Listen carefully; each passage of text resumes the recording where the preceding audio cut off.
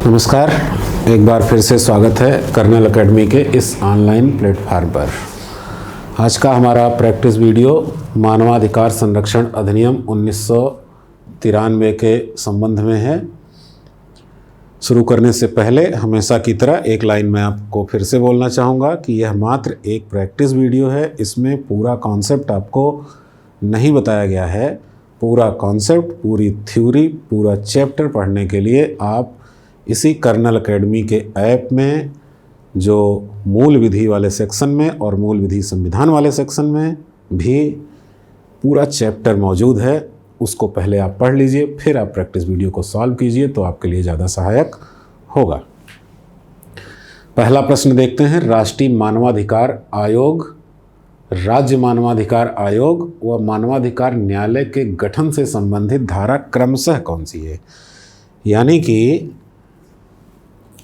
ये तीनों संस्थाएं क्रमशः किन धाराओं के अंतर्गत गठित होती हैं? पहला विकल्प है धारा 3, 30 व 21, धारा 21, 30, 3, 3, 21, 30, 30, 3, 21, यानी वही तीन धाराएं हैं जिनको घुमा फिरा करके रखा गया है। अगर आप थोड़ा सा अपना दिमाग भी लगाएंगे तो राष्ट्रीय आयोग, राज्य आयोग और न्यायालय को आप क्रमशः धाराओं को सेट करेंगे तब भी मिल जाएगा। यानी कि धारा 3, 21, 30 ये परीक्षा में भी पूछा गया है पिछली बार। 3, 21 और 30 राष्ट्रीय आयोग, राज्य आयोग और मानवाधिकार न्यायालय। तो सी विकल्प इसका बिल्कुल सही उत्तर है। प्रश्न संख्या 2 पर आते हैं। राष्ट्रीय मानवाधिकार आयोग का मुख्यालय दिल्ली के अतिरिक्त भारत के किस अन्य स्थान पर स्थापित हो सकेगा? किसी अन्य स्थान पर स्थापित हो सकेगा। कैसे, किसकी सहमति चाहिए, कौन करेगा, सवाल यही है। पहला है केंद्रीय सरकार के अनुमोदन से अध्यक्ष द्वारा, दूसरा है अध्यक्ष की सहमति से केंद्र सरकार द्वारा, तीसरा है केंद्र सरकार द्वारा और चौथा है अध्यक्ष के द्वारा। यानी दिल्ली में जो राष्ट्रीय मानवाधिकार आयोग का कार्यालय है उसको भारत में कहीं और स्थापित कौन कर सकेगा, कैसे करेगा? केंद्र सरकार के अनुमोदन से अध्यक्ष द्वारा, अध्यक्ष के अनुमोदन से केंद्र सरकार द्वारा। तो इसका उत्तर पहला वाला है। यानी केंद्र सरकार अगर सहमति दे दे तो अध्यक्ष उसका कार्यालय भारत में कहीं भी स्थापित कर लेगा।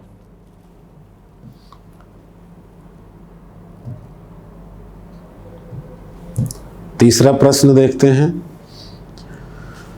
राष्ट्रीय मानवाधिकार आयोग की जांच संबंधी शक्तियों के विषय में कौन से कथन सही हैं? पहला है साक्षी की उपस्थिति एवं शपथ पर समन जारी करने की शक्ति। यहाँ साक्षी का अर्थ मैं आपको समझा देता हूँ। साक्षी का मतलब किसी भी मुकदमे की कार्रवाई में या किसी भी न्यायिक कार्रवाई में जो व्यक्ति वहाँ उपस्थित होते हैं, जिनका बयान लिया जाता है, जिनसे सबूत लिया जाता है, वो साक्षी होते हैं। यानी साक्ष्य देने के लिए जो अपना बयान दर्ज कराते हैं वही साक्षी होते हैं। उनकी उपस्थिति एवं शपथ पर समन जारी करने की शक्ति आयोग को है, पूछा जा रहा है। दूसरा है साक्षी पर दस्तावेज की परीक्षा के लिए कमीशन जारी करना। जैसे किसी व्यक्ति को अगर न्यायालय में बुलाना है तो उसको समन जारी किया जाता है, यानी नोटिस जारी की जाती है। लेकिन किसी दस्तावेज को अगर तलब करना है तो उस पर कमीशन जारी किया जाता है। तो ये दूसरा हो गया। तीसरा है न्यायालय या कार्यालय के अधीन लोक सेवक को तलब करना, यानी किसी सरकारी अधिकारी को बुलाना कि आपसे भी हमें जांच पड़ताल करनी है, पूछताछ करना है। तो कौन सा कथन सही है? तो यहाँ पर सभी कथन बिल्कुल सही हैं, यानी कि 1, 2 और 3 सही है। ये सब के सब शक्तियां प्राप्त हैं राष्ट्रीय मानवाधिकार आयोग को। चौथा प्रश्न देखते हैं।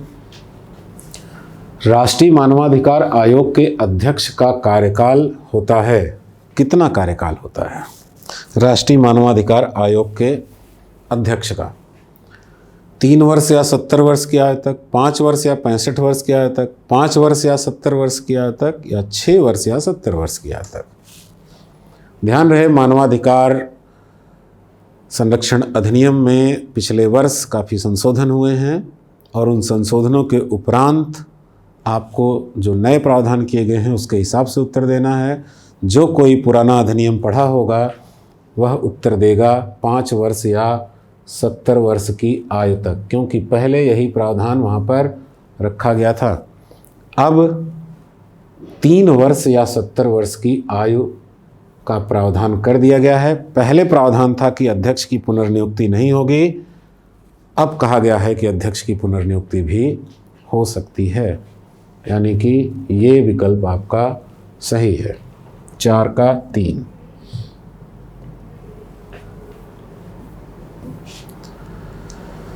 पांचवा देखिए, राष्ट्रीय मानवाधिकार आयोग के अध्यक्ष व सदस्यों की नियुक्ति के लिए परामर्श करने वाली समिति में कौन शामिल नहीं है?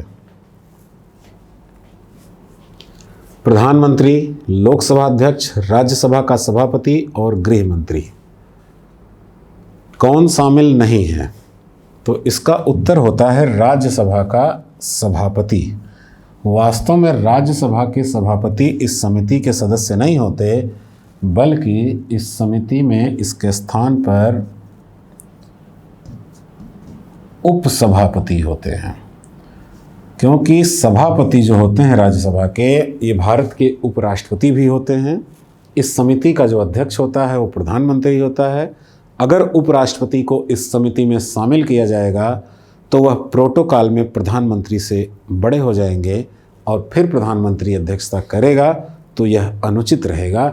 जबकि ऐसा सोचा गया था कि इसकी अध्यक्षता प्रधानमंत्री ही करें। यही वजह है कि उपराष्ट्रपति को न रख करके उनके स्थान पर रखा गया है उपसभापति को, और ये इसके सदस्य नहीं होते।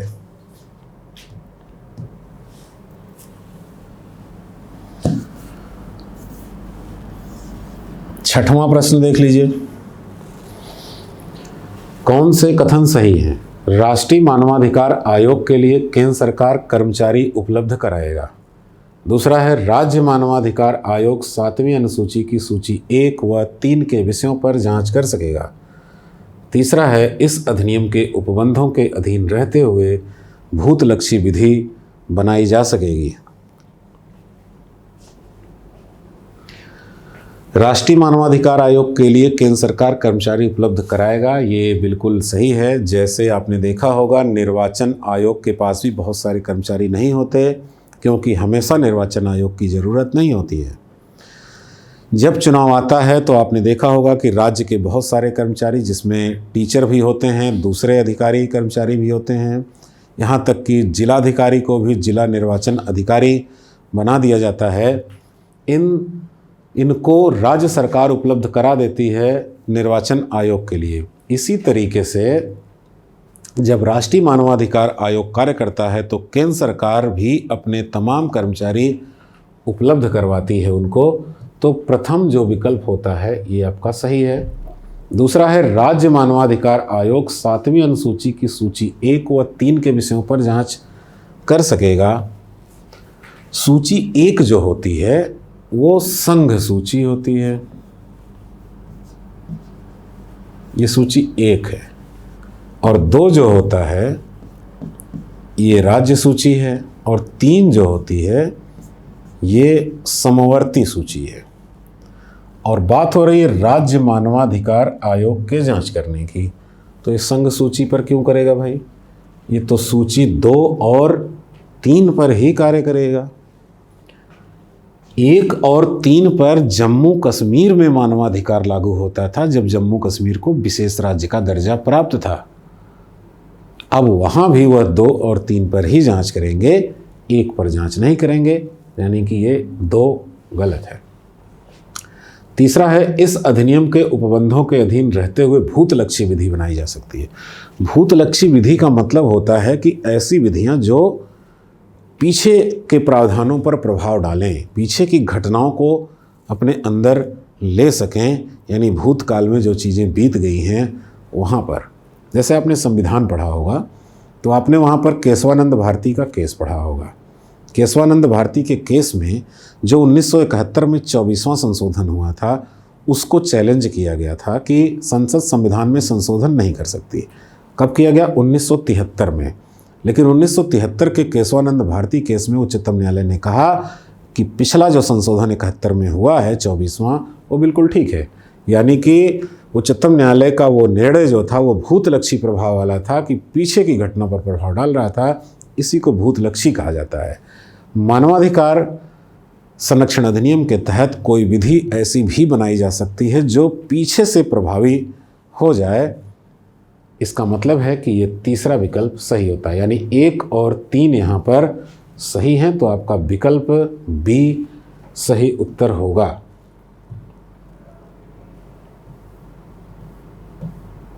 सात, राष्ट्रीय मानवाधिकार आयोग किसी ऐसे मामले की जांच नहीं करेगा। मतलब वह किसकी जांच नहीं करेगा? दिए गए विकल्पों में से पहले से किसी अन्य आयोग में लंबित है अगर वो मामला, तब जांच नहीं करेगा।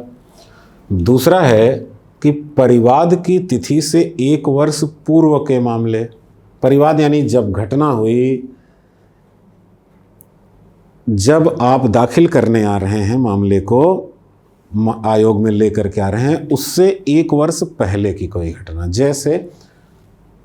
जैसे मान लीजिए कि आपके मानवाधिकार का कोई उल्लंघन करता है और आप सोच रहे हैं इसके खिलाफ हम आयोग में मामला दर्ज कराएंगे, और ये सोचते सोचते सोचते 1 साल बीत जाता है।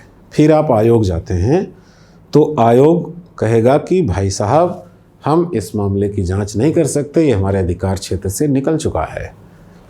तो 1 वर्ष पूर्व का मामला है तो वह उसकी जांच नहीं कर पाएगा, ये बिल्कुल सही है। और दूसरा है कि पहले से किसी अन्य आयोग में लंबित है, तब भी वो उसकी जांच नहीं करेगा, ये भी सही है। यानी कि दोनों परिस्थितियों में आयोग ऐसे मामले की जांच नहीं करेगा।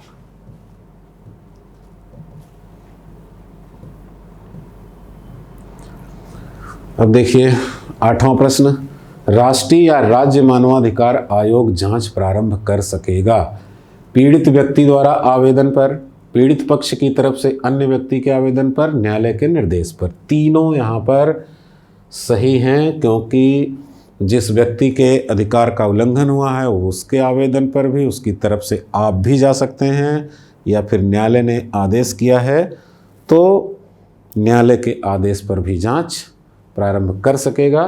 तीनों परिस्थितियों में जांच प्रारंभ कर सकेगा। 9वां प्रश्न है, मानवाधिकार संरक्षण अधिनियम लागू होता है संपूर्ण भारत में, जम्मू कश्मीर को छोड़कर संपूर्ण भारत में, मात्र भारत के राज्यों में, मात्र संघ शासित क्षेत्रों में। तो इसका उत्तर जाहिर सी बात है संपूर्ण भारत में। पहले यह जम्मू कश्मीर में मात्र सूची संख्या जो 7वीं अनुसूची है उसमें सूची संख्या 1 और 3 पर ही लागू होता था, यानी कि संघ सूची और समवर्ती सूची पर ही।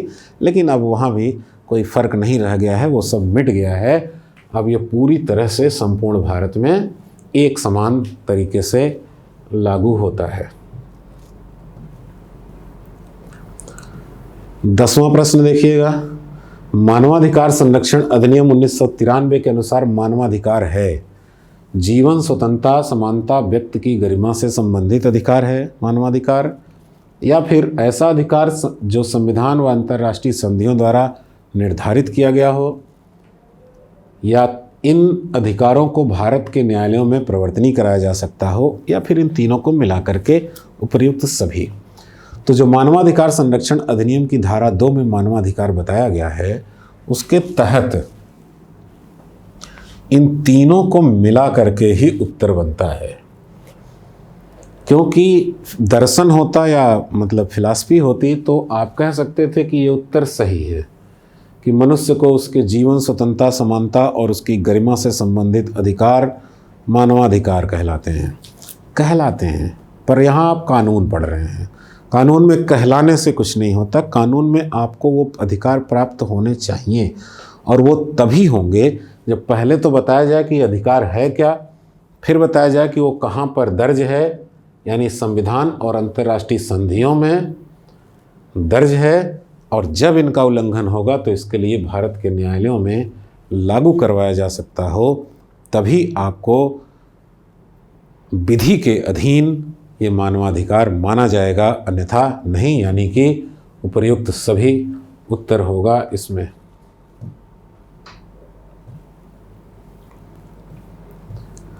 11वां प्रश्न बहुत छोटा सा है। मानवाधिकार न्यायालय का गठन अधिनियम की किस धारा के अंतर्गत किया जाता है? तो इस पर पहले भी जिक्र हो चुका था। पहले ही प्रश्न में कहा गया था 3, 21, 30, यानी कि 3 में राष्ट्रीय आयोग, 21 में राज्य आयोग और फिर 30 में मानवाधिकार न्यायालय का गठन हो जाता है।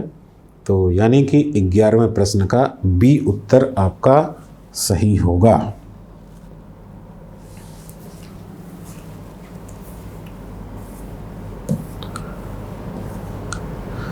12वां प्रश्न देख लेते हैं।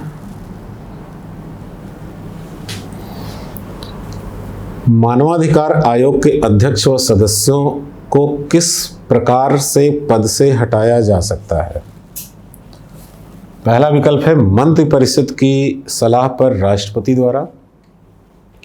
दूसरा है संसद के 2/3 बहुमत से पारित प्रस्ताव पर राष्ट्रपति द्वारा।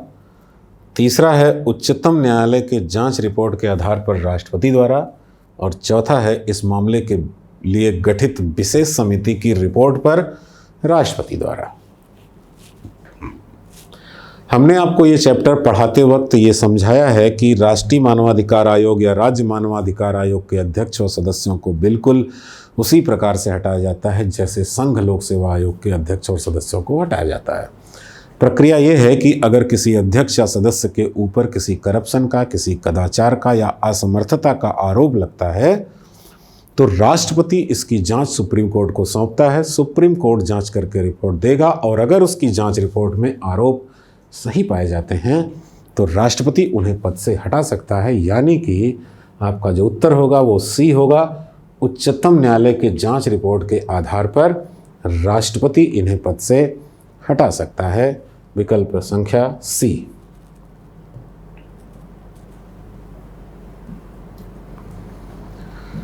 13वां प्रश्न है राष्ट्रीय मानवाधिकार अधिनियम के प्रभावी होने की तिथि क्या है? तो जाहिर सी बात है आपको याद ही होगा, ये मेरे ख्याल से 28 सितंबर 1993 ये अधिनियमित हुआ था 8 जनवरी 1994 को।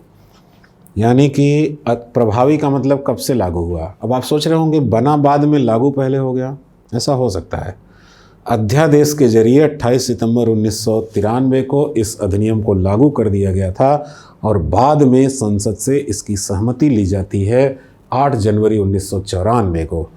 यानी कि यहाँ से ये प्रभावी हो गया।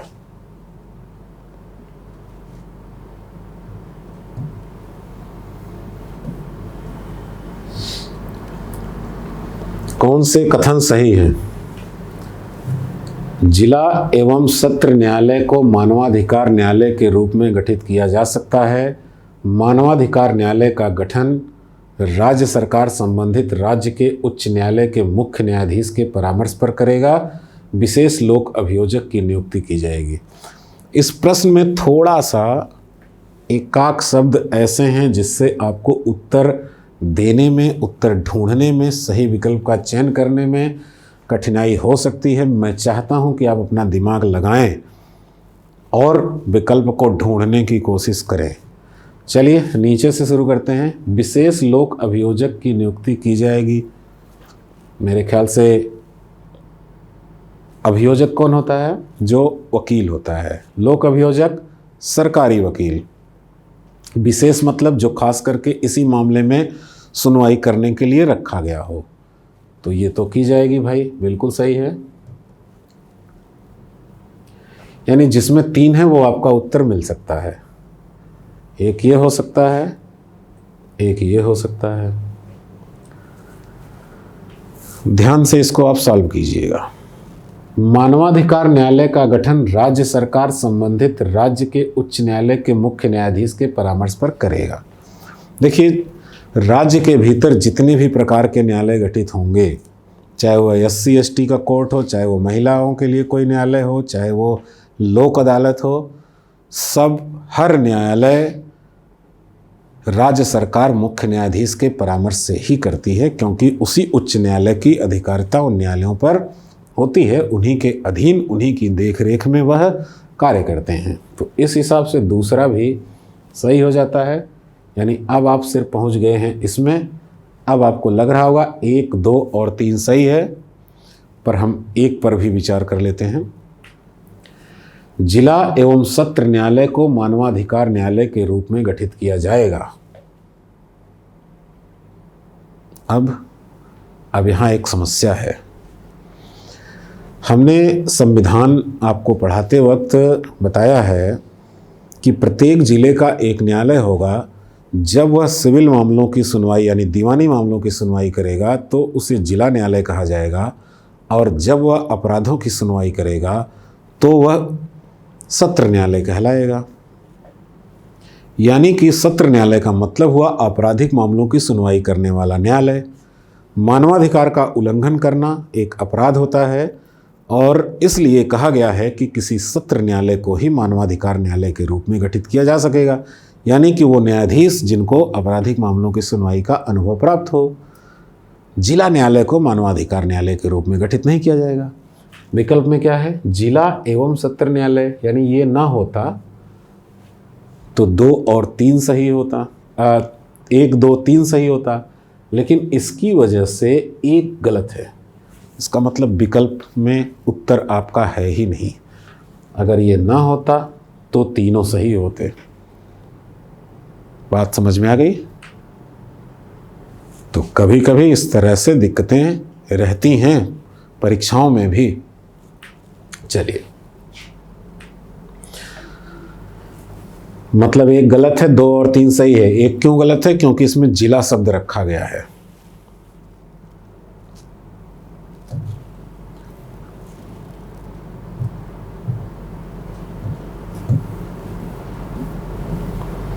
पंद्रहवां प्रश्न है, मानवाधिकार आयोग के संबंध में कौन सा कथन सही है? पहला है, आयोग वार्षिक कथनों एवं आवश्यक रिकॉर्ड का लेखा जोखा रखेगा। दूसरा है, कैग द्वारा आयोग के व्ययों आदि का लेखा किया जाएगा। और तीसरा है, आयोग सरकार को वार्षिक व विशेष रिपोर्ट देगा। कौन सा कथन सही है? आयोग वार्षिक कथनों एवं आवश्यक रिकॉर्ड का लेखा जोखा रखेगा।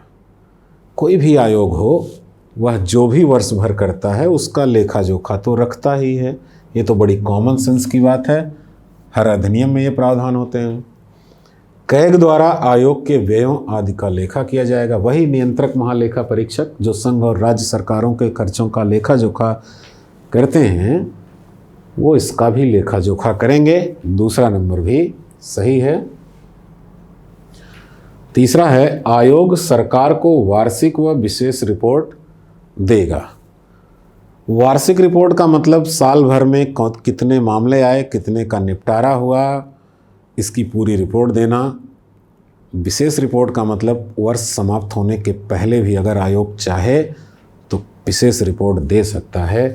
तो ये तीनों यहाँ पर सही होते हैं, यानी कि डी ऑप्शन सही है। 1, 2 और 3।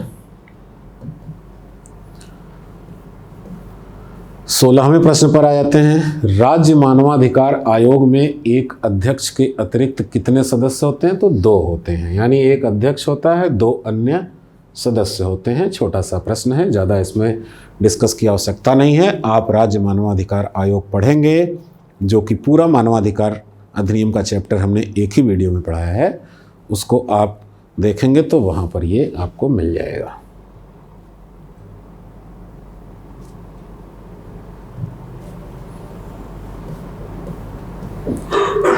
राष्ट्रीय मानवाधिकार आयोग का गठन किस धारा के अंतर्गत किया जाता है?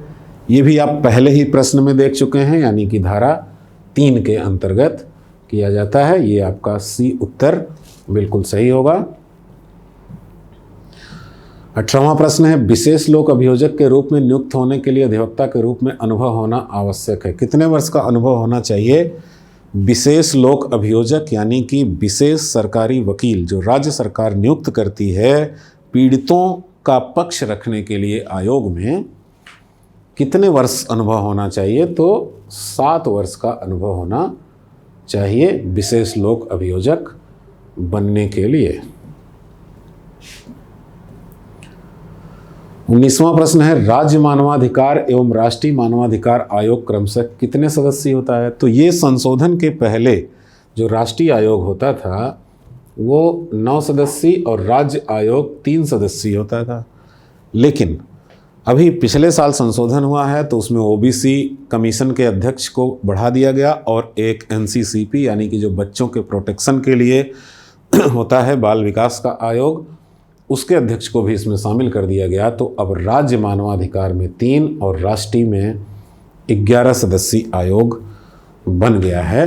तो ध्यान रहे ये संशोधित है। पुराने नोट्स में, पुरानी किताबों में अगर आप पढ़ेंगे तो वह गलत होगा। अंतिम सवाल देख लेते हैं हम लोग।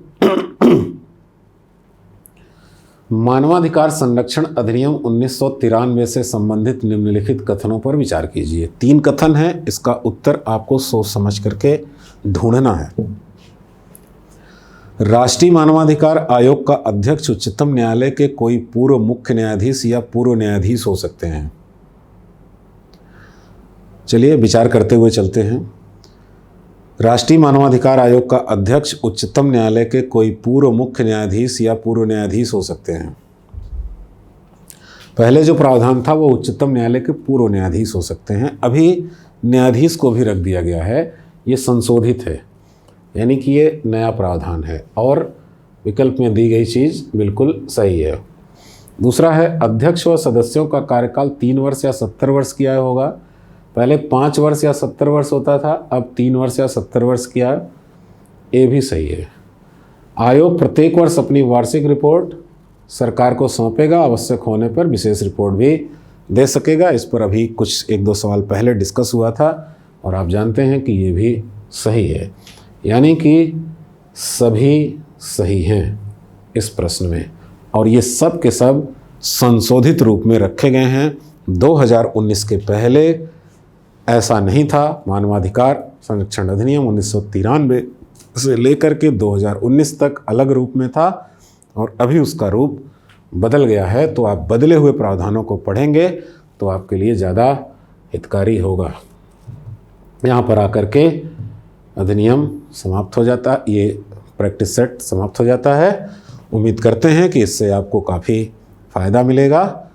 पहले आप चैप्टर को पढ़िए, फिर प्रैक्टिस वीडियो सॉल्व कीजिए तो ज़्यादा ठीक रहेगा आपके लिए। बहुत बहुत धन्यवाद।